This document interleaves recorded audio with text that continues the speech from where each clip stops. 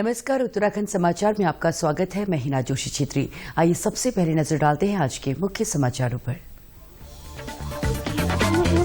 Covid के बढ़ते मामलों के बीच चीन, जापान, दक्षिण कोरिया, हांगकांग और थाईलैंड से आने वाले यात्रियों के लिए एयर सुविधा पोर्टल लागू, आरटी-पीसीआर जांच भी अनिवार्य।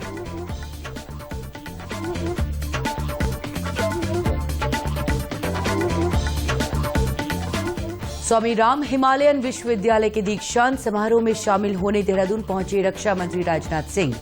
छात्रों का बढ़ाया मनोबल, कहा निरंतर नित नई उपलब्धियां अपने नाम कर रहा है भारत।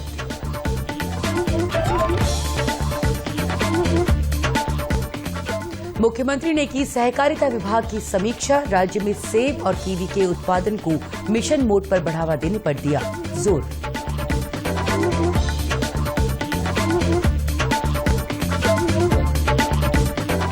और केंद्रीय मंत्रिमंडल ने वन रैंक वन पेंशन योजना में किया सुधार, राष्ट्रीय खाद्य सुरक्षा अधिनियम को दिसंबर 2023 तक बढ़ाया गया। और अब समाचार विस्तार से।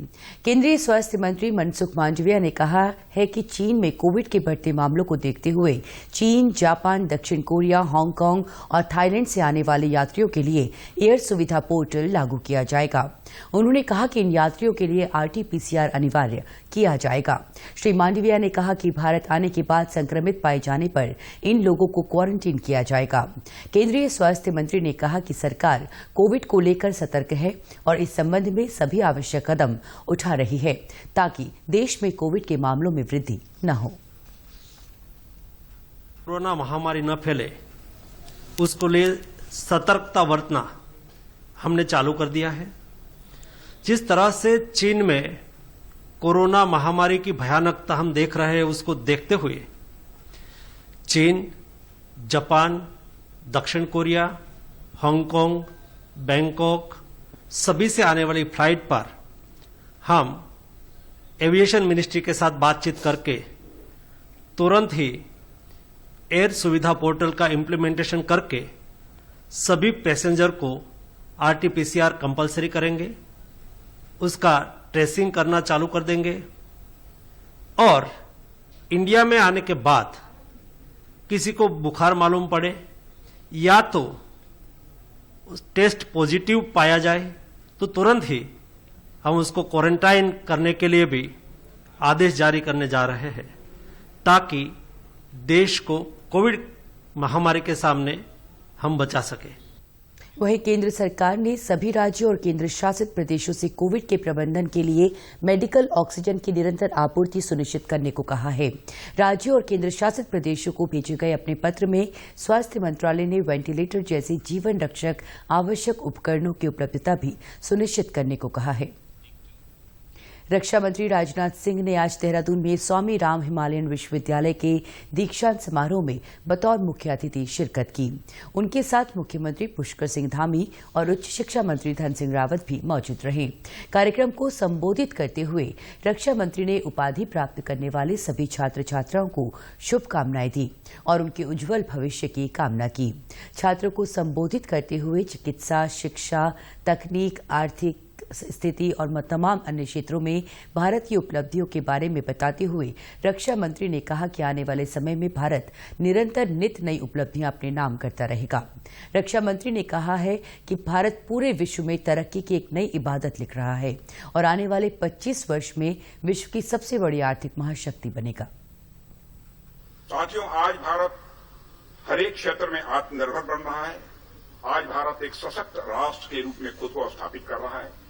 ऐसे में आप सभी एक नए आत्मविश्वास और नई ऊर्जा के साथ भारत का प्रतिनिधित्व कर सकते हैं, ऐसा मेरा विश्वास है। अभी कुछ ही दिनों पहले आपने देखा होगा आईएनएस विक्रांत, जिसका माननीय प्रधानमंत्री जी ने लोकार्पण किया है, इस देश को समर्पित किया है। पहले इस प्रकार का एयरक्राफ्ट कैरियर भारत में नहीं बनता था। दुनिया के 5-6 ऐसे देश थे जहां पर कि एयरक्राफ्ट कैरियर ऐसे बनाने की जिनके पास क्षमता थी। अब भारत दुनिया का ये 6वां देश बन गया है। नहीं, मुझे बहुत अच्छा लगा और मैं मानता हूं कि बच्चों को यहाँ पर शिक्षा भी दी जाती है और शिक्षा के साथ साथ दीक्षा भी दी जाती है। ज्ञान के साथ साथ संस्कार का भी एक बहुत महत्व होता है मनुष्य के जीवन में और दोनों चीजें यहाँ दी जाती हैं। मैं इस शिक्षण संस्था की सराहना करता हूं, इस विश्वविद्यालय की। इस अवसर पर रक्षा मंत्री ने कुल 5 छात्र छात्राओं को पीएचडी की उपाधि प्रदान की। इसके अलावा 24 छात्र छात्राओं को एकेडमिक अवार्ड से सम्मानित किया। कार्यक्रम में कुल 1316 छात्र छात्राओं को डिग्री प्रदान की गई। कार्यक्रम में उपस्थित मुख्यमंत्री पुष्कर सिंह धामी ने कहा कि आज पहले के मुकाबले उत्तराखंड राज्य में केंद्र सरकार के सहयोग से विश्व स्तरीय स्वास्थ्य सुविधाएं उपलब्ध कराई जा रही हैं, ताकि हर व्यक्ति को लाभ मिल सके। भाइयों बहनों, एक समय था जब उत्तराखंड के लोगों को उपचार के लिए बहुत कठिनता का सामना करना पड़ता था और तमाम अन्य शहरों में दिल्ली जाना पड़ता था, दूसरे शहरों में जाना पड़ता था, चंडीगढ़ जाना पड़ता था। परंतु आज उत्तराखंड में भी हमारे यहाँ पर विश्व स्तरीय स्वास्थ्य सुविधाएं उपलब्ध है। हमारी केंद्र की सरकार के सहयोग से इन सुविधाओं को उत्तराखंड के सुदूरवर्ती क्षेत्रों तक ले जाने का कार्य लगातार किया जा रहा है। यहीं बगल में हमारे यहाँ पर ऋषिकेश में जो एम्स स्थापित हुआ और भविष्य में जिसके बारे में डॉक्टर धन सिंह रावत जी ने कहा कि कुमाऊं क्षेत्र में भी जो दूसरा सेंटर एम्स का बनने वाला है, वो इसका प्रत्यक्ष प्रमाण है कि हमको अच्छी सुविधाएं मिल रही हैं और मिलने वाली हैं। भाइयों बहनों, आदरणीय मोदी जी ने 21वीं सदी के तीसरे दशक को उत्तराखंड का दशक बताया है।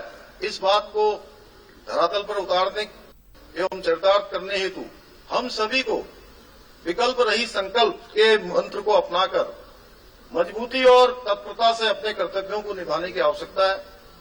आज इस कार्यक्रम द्वारा विश्वविद्यालय के छात्र छात्राओं को जो विभिन्न उपाधियां प्राप्त हो रही हैं, मुझे विश्वास है कि आप सभी जितने भी आज के उपाधि धारक हैं, वो विभिन्न क्षेत्रों में जाएंगे और विभिन्न क्षेत्रों को अपनी सेवाएं, अपना नेतृत्व प्रदान करने का काम करेंगे।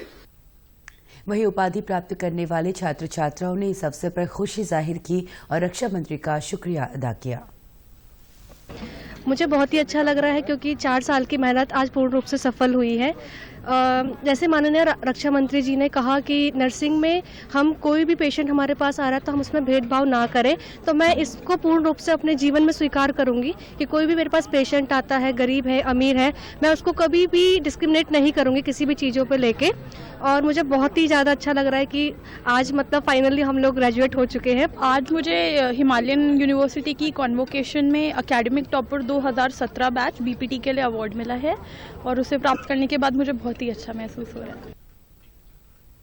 मुख्यमंत्री पुष्कर सिंह धामी ने सचिवालय में सहकारिता विभाग की समीक्षा करते हुए कहा कि राज्य में सेब और कीवी के उत्पादन को मिशन मोड पर लिया जाए, इसकी लगातार मॉनिटरिंग भी की जाए। इनके उत्पादन को बढ़ावा देने के साथ ही ब्रांडिंग, पैकेजिंग और मार्केटिंग पर भी विशेष ध्यान दिया जाए। राज्य में प्राथमिक कृषि सहकारी समितियों यानी पैक्स की मजबूती पर विशेष ध्यान देने के साथ ही पैक्स को मजबूत बनाने के लिए प्रत्येक पैक्स के लिए नोडल अधिकारी बनाए जाने के भी मुख्यमंत्री ने निर्देश दिए। मुख्यमंत्री ने कहा कि प्राकृतिक खेती क्लस्टर अप्रोच को बढ़ावा देते हुए सहकारिता को प्राकृतिक कृषि से जोड़ने के प्रयास किए जाएं। साथ ही राज्य में मिलेट उत्पादन को बढ़ावा देकर स्थानीय उत्पादों को अधिक से अधिक बढ़ावा देना होगा। सहकारिता से जुड़े लोगों को समय समय पर प्रशिक्षण की व्यवस्था और संगोष्ठियों का आयोजन भी किया जाए। इस अवसर पर उपस्थित सहकारिता मंत्री डॉक्टर धन सिंह रावत ने कहा कि मुख्यमंत्री घसियारी कल्याण योजना के तहत राज्य के पशुपालकों को हरे चारे का वितरण किया जा रहा है। उन्होंने जानकारी दी कि राज्य में 670 में से 660 पैक्स के कंप्यूटरीकरण का कार्य किया जा चुका है। उन्होंने कहा कि राज्य में 13 कोऑपरेटिव विलेज बनाने पर भी कार्य किया जा रहा है। वक्त हो चला है छोटे से विराम का, कहीं जाइएगा नहीं, बने रहिए हमारे साथ। ये विशाल है ना, इसका सब प्रॉपर चलता है। कल उसके बैंक अकाउंट में 15,000 रुपए का फ्रॉड हुआ है, पता है? इसको तो कोई टेंशन ही नहीं होती है, देखना। टेंशन क्यों? मेरी कोई गलती नहीं थी। फिर भी फ्रॉड होने पर मैंने तुरंत बैंक को इन्फॉर्म कर दिया। आरबीआई कहता है अगर आपके अकाउंट से किसी ने धोखे से पैसे निकाले हैं तो बैंक को जल्द से जल्द इन्फॉर्म कीजिए। 3 दिन के अंदर इन्फॉर्म किया तो कोई नुकसान नहीं होगा। जितना लेट करोगे उतना ज्यादा नुकसान। और सुन, सब चलता नहीं है, प्रॉपर चलाना पड़ता है। आरबीआई कहता है जानकार बनिए, सतर्क रहिए। Payment fail. Payment fail? लेकिन पैसे तो कट गए, गई मेरी मेहनत की कमाई। हो जाएगी भरपाई, चिंता मत कर मेरे भाई। अगर डिजिटल ट्रांजैक्शन फेल हो जाए और अकाउंट से पैसे कट जाएं, तो बैंक समय से पैसे लौटा देगा, वरना कॉम्पनसेशन का है प्रावधान। नहीं तो आरबीआई के ओम्बुड्समैन को शिकायत करें आप। Your bill. मेरी फीस। आरबीआई कहता है जानकार बनिए, सतर्क रहिए।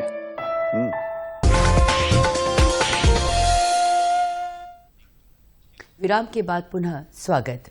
केंद्रीय मंत्रिमंडल ने पूर्व सैनिकों के लिए वन रैंक वन पेंशन योजना में संशोधन किया है।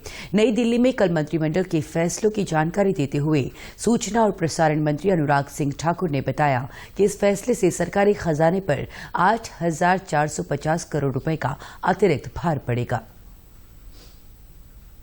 आज जब इसमें रिवीजन हुई है तो इसका लाभ कितने लोगों को मिलेगा? 1/7/2014 के बाद सेवानिवृत्त हुए पर्सनल जो हैं उनको पेंशनर्स की हो जाती है, तो 1/7/2014 से पहले 20,60,220 ये पेंशनर्स थे। अब इनको कुल लाभ कितना मिलेगा? अगर वार्षिक में वित्तीय भार अगर कहूं जो पड़ने वाला है, जो अतिरिक्त पड़ेगा वो है 8,450 करोड़ रुपए का। और जो एरियर बनते हैं, क्योंकि इसको जुलाई 2019 से जून 2022 के पीरियड का एरियर भी देने का तय किया गया है, और वो 23,638.07 करोड़ रुपया एरियर के रूप में इन सभी डिफेंस फोर्सेस पर्सनल को जो रिटायर हुए हैं और फैमिली पेंशनर्स को इसका लाभ मिलने वाला है। इस अवसर पर वाणिज्य मंत्री पीयूष गोयल ने कहा कि मंत्रिमंडल ने गरीबों को मुफ्त अनाज सुविधा अगले वर्ष दिसंबर तक बढ़ाने को मंजूरी दी है। इस पर 2 लाख करोड़ रुपए का अतिरिक्त खर्च केंद्र सरकार वहन करेगी। एक्ट के अनुसार जो अनाज लोगों को देती है उसके लिए चावल पर 3 रुपए, गेहूं पर 2 रुपए और मोटे अनाज पर 1 करना पड़ता है। अब माननीय प्रधानमंत्री जी ने एक ऐतिहासिक फैसला ये लिया है कि नेशनल फूड सिक्योरिटी एक्ट के अंतर्गत जो गरीबों को अन्न सुरक्षा दी जाती है, खाद्य सुरक्षा दी जाती है, ये अब मुफ्त में, पूरी तरीके से मुफ्त में लोगों को उपलब्ध कराई जाएगी। देश भर में लगभग 81.35 करोड़ लोग जो खाद्य सुरक्षा के नियम के अनुसार अभी तक पैसे देके सब्सिडाइज फूड ग्रेन लेते थे, अब ये जो अन्नदाता योजना के तहत 35 किलो जिन परिवारों को मिलता है उनको 35 किलो मुफ्त में मिलेगा। उत्तराखंड के गांधी के नाम से प्रसिद्ध राज्य आंदोलन के प्रणेता स्वर्गीय इंद्रमणि बडोनी की जयंती के अवसर पर आज प्रदेश भर में कार्यक्रमों का आयोजन किया गया। इसी कड़ी में आज उनके पैतृक गांव टिहरी जिले के जखोली ब्लॉक के अखोड़ी में भी उनकी स्मृति में महाभारत के प्रसंग चक्रव्यूह का मंचन किया गया।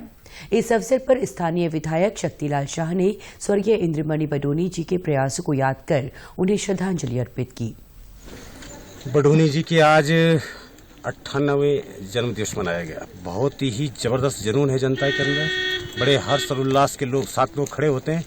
ये अखोड़ी में नहीं, ये पूरे उत्तराखंड के अंदर लोक संस्कृति दिवस के रूप में इसको हमने प्रत्येक विद्यालय में मनाने का काम हो रहा है। और माननीय इंद्रमणि बडोनी जी के नाम से हर साल ये मेला यहाँ पे लगता ही है। इसमें बड़ी श्रद्धा से लोग आते हैं और इस जन्मदिवस को हम बड़ी धूमधाम के साथ हर वर्ष मनाते हैं। स्थानीय लोगों के साथ ही श्री बडोनी जी के परिजनों ने भी उन्हें याद कर उनके योगदान की प्रशंसा की। एक छोटो बच्चा हुनु पहले हम चल्न सिकाउनु, फिर धीरे धीरे पढ्न सिकाउनु, ताका बाद हम सेवा दिउँ।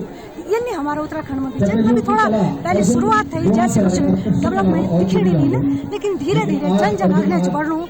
पहले हमारा सारा गांव में जितना भी शिक्षक होता से सारा उत्तर प्रदेश से होता, हमारे यहाँ कोई हायर एजुकेशन में आंदो नहीं था। लेकिन अब हमारा लोक संघ आयोग, उत्तराखंड लोक संघ आयोग पढ़ी, जैसे हमारे काफी रिक्रूटमेंट चलवाना और हमारा लोक चलवाना सी अपनी मातृभूमि की बहुत अच्छी सेवा दी। मुख्य सचिव एस संधू ने उत्तराखंड पुलिस मंथन समाधान एवं चुनौतियां विषय पर आधारित पुलिस सप्ताह समारोह में प्रतिभाग किया। पुलिस मुख्यालय में आयोजित इस समारोह में मुख्य सचिव को पुलिस गार्ड द्वारा सलामी देकर अभिवादन किया गया। इस अवसर पर मुख्य सचिव ने कहा कि पर्यटन आधारित राज्य के लिए पुलिस बेहद महत्वपूर्ण है। उन्होंने पुलिस से इस दिशा में लगातार टीम वर्क के साथ कार्य करने को कहा। उन्होंने कहा कि शासन में लंबित पुलिस से संबंधित सभी प्रस्तावों को समय से पूर्ण कर लिया जाएगा। पुलिसिंग को और जो हमारा ऑब्जेक्टिव है प्रशासन का और पुलिस का, उस ऑब्जेक्टिव को और कैसे अच्छे तरीके से हम अचीव कर सकते हैं, ये सारा बातचीत हुई और कुछ नई चीजें भी पुलिस ने प्रपोज की कि और पुलिसिंग को और अच्छा करने के लिए कुछ प्रस्ताव इन्होंने डिस्कस किए जो अब शासन में आएंगे, तो बाकी विभागों के साथ भी विचार विमर्श होगा। तो यही निष्कर्ष निकला कि आपस में कोऑर्डिनेशन अच्छी चल रही है, जिसके नतीजे भी अच्छे आए हैं और आगे और भी इस कोऑर्डिनेशन को अच्छी तरह बढ़ाना है, ताकि ये जो पर्यटन प्रदेश है हमारा, तो पर्यटक तभी आता है अगर उसको लगे कि जहां मैं जा रहा हूं वहां सुरक्षित हूं। उत्तराखंड के समाचारों में आज बस इतना ही। नमस्कार।